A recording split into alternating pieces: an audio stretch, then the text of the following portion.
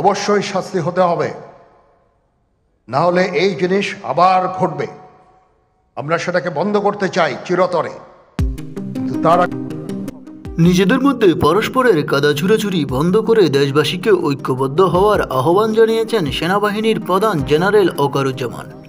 এটা বন্ধ না করলে দেশের স্বাধীনতা সার্বভৌমত্ব হুমকির মুখে পড়তে পারে জানিয়ে তিনি সবাইকে সতর্ক করেছেন।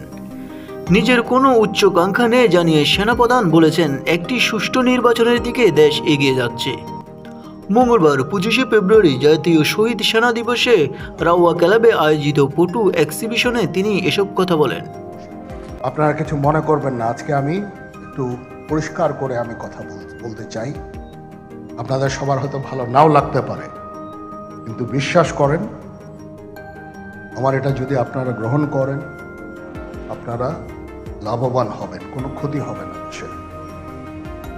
আমার অন্য কোনো আকাঙ্ক্ষা নাই, আমার একটাই আকাঙ্ক্ষা, দেশ এবং জাতিটাকে একটা সুন্দর জায়গায় রেখে ছুটি করা। I had enough. Was last 7-8 months I had enough. আমি চাই দেশ এবং জাতিকে একটা সুন্দর জায়গায় রেখে আমরা সেনানিবাসে ফেরত আসব।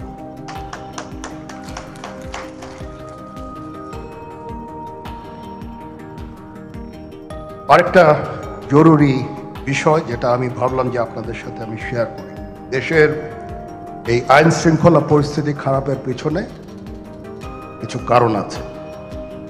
প্রথম কারণটা হচ্ছে যে আমরা নিজেরা হানাহানির মধ্যে ব্যস্ত, একজন আরেকজনের